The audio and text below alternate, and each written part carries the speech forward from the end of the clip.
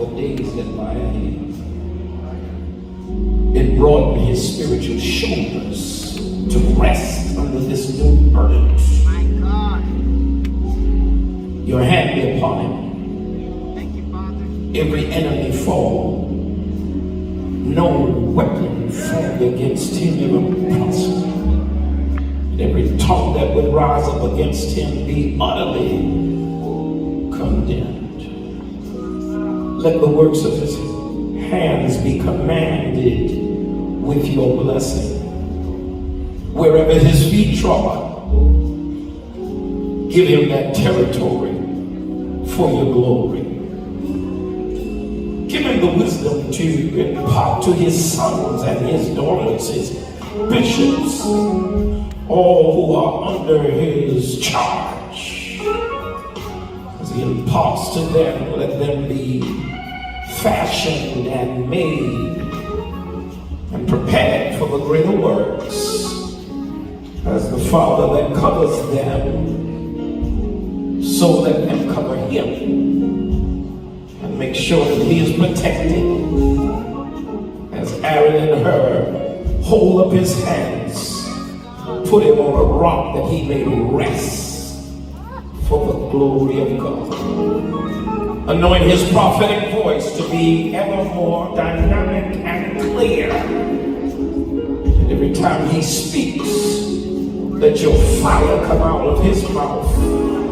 Souls be saved, the broken be healed, the dead raised, the sick healed, the backslidden reclaimed. Those that need you and have broken hearts are mended because of the power of his voice, under the power of your presence and your anointing. Cause this church and this reformation now to grow and glow on a new dimension. Because you can't raise him and not raise everything connected to him. We thank you now as he accepts this assignment. Give him courage, give him confidence, and impart to him the greater level of your grace, that he might walk in victory and triumph as he establishes your work in this earth. In the matchless and wonderful name of Jesus, we now pray. Thank God, and everybody give God praise.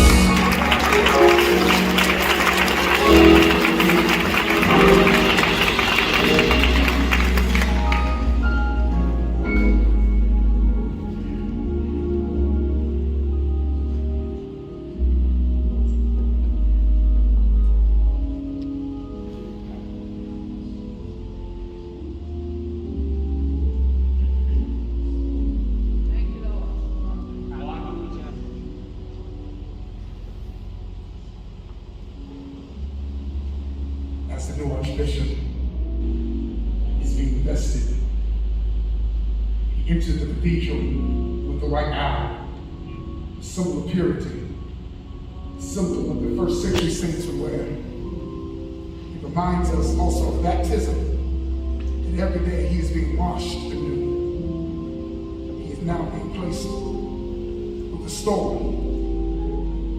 a symbol of preaching power, preaching authority.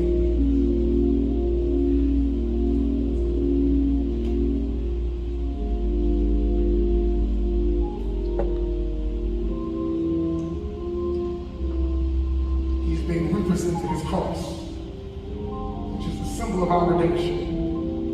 The court of celebration reminds us that he is a celebrant. The scarlet and gold reminds us that he is still the presiding president of this community of righteous honor. Chasuble, which is a symbol that he is a celebrant of the Holy Eucharist, which is the sacrament of our great redemption. Its scarlet color reminds us that he is willing to be a martyr for the cause of Christ. Jesus. In a day when people are running to wear red, running to wear magenta without knowledge of the understanding of what it means. It says that he is a marked man. And he is a target. But he's not just a target, he's a moving target. He's a moving target. Like when Saul tried to kill David. Yeah. David moved out of the way just to the nick of time. The target hit somebody that's always on the move.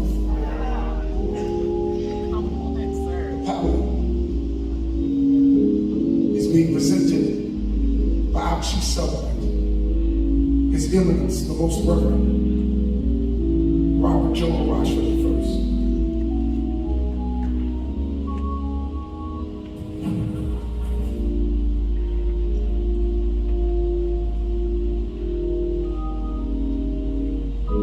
Pallium is very significant because it is the demarcation of him being an archbishop. The Latin word for pallium is mantle or cloak. The argument is, I don't see archbishop in the Bible. Or y'all just making up stuff? Archbishop may not be in the Bible, but when you read Jude, you see archangel. When you read Hebrews, you see archpriest, but it's written highness. But it's the same word, archo, which means first in leadership and rulership. If there can be an archangel and an archpriest, there can be an archbishop. Pallium signifies that this is full episcopal authority. No, although not all archbishops are what bishop will be. Archbishop will be because he's a metropolitan archbishop. There are other archbishops. It could be given as a promotion or an elevation of someone that has been faithful in his episcopal office, but not in this case. He is an archbishop metropolitan, and therefore he has the highest authority. He has providences and metropolis all over the country, and has been doing this for 30 years. It is made of lamb's wool because it must represent that as the good shepherd, he still has the responsibility to carry the lambs, to carry God's people as they fall. You know, we can get so big till we, and arrogant till we only care about ourselves, but not the archbishop. He must lead the flock of God to find the lamb that's about to be devoured by the wolf. And so it's made of lamb's wool. And I want you to remember these crosses, because the first motif of the episcopal office was not that he is a prince in the church. That came around the 12th century. The first motif of the episcopal position was that he was a martyr. That if needed, he must give his life for the church. Like the pelican bird that will pull his own skin out to feed the young in the winter because there's no food. And the blood just fills the chest. Feed the flock, even if it kills you. Jesus. Feed the flock, even if it costs your blood. Feed the flock. Carry the lamb.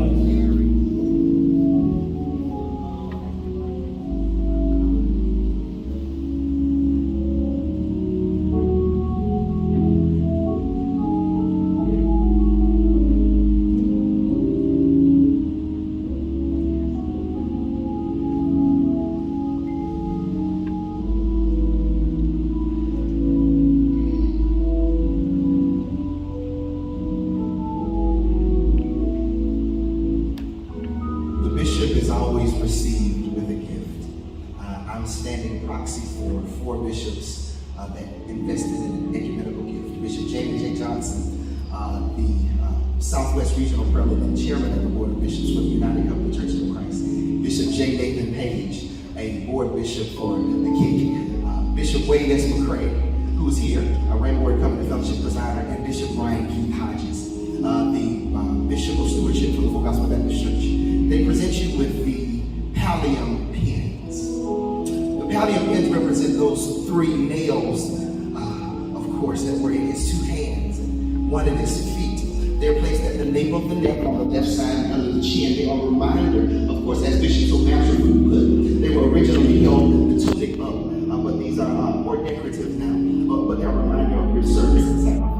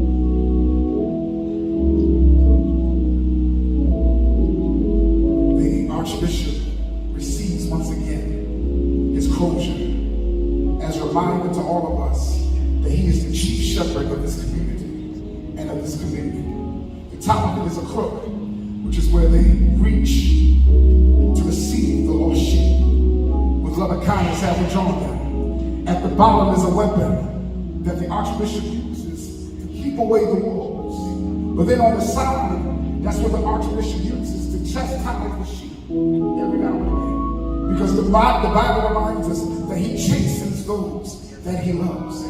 But then the top side, is what we call a knob. Every now and again, the chief shepherd must rest. Every now and again, he has to rest. The Bible tells us that Jesus went alone by himself every now and again to rest. It's carried in his left hand so that his right hand is free for blessing. When it's facing forward, it says he is open for business. He is in his area of jurisdiction. When it's backwards, it's saying he's still an archbishop, but he recognizes he's not in direct authority. Jesus teaches us that if we're going to be in authority, we must first be under authority.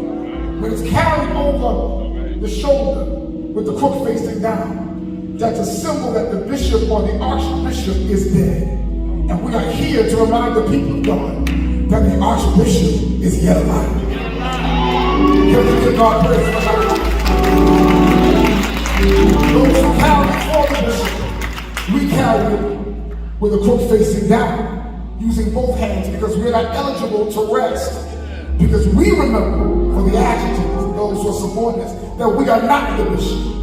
We serve the bishop, but we are not him. And so we give it to the archbishop to present it to him.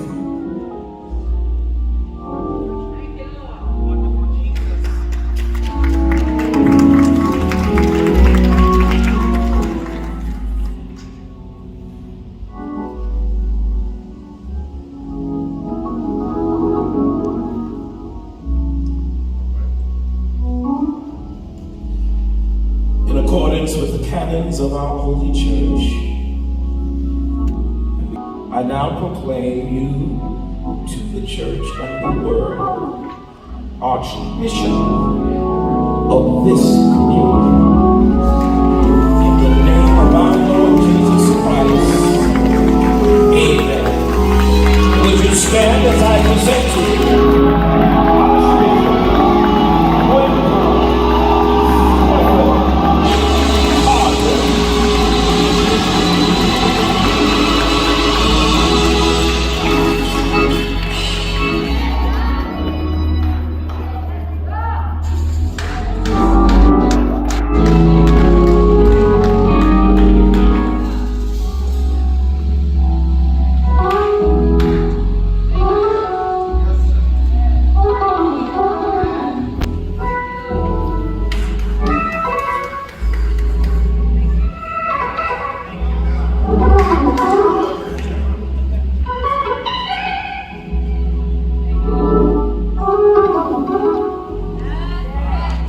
Archbishop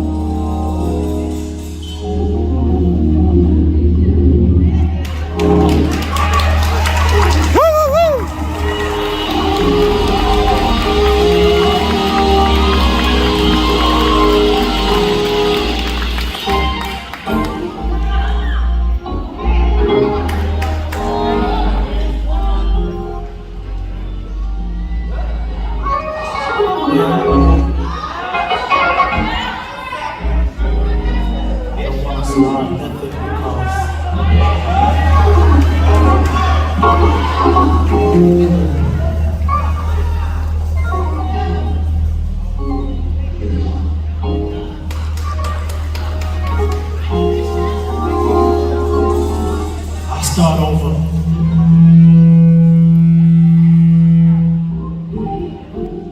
I said I don't want to start anything because we do have to come back tonight. It's your party, Bishop. It's your party. It's your party, Bishop. We ready. I give the first address as an Archbishop in the Lord's Church. Woo-hoo-hoo-hoo. 31 years serving as the presiding prelate of this organization. And we'll celebrate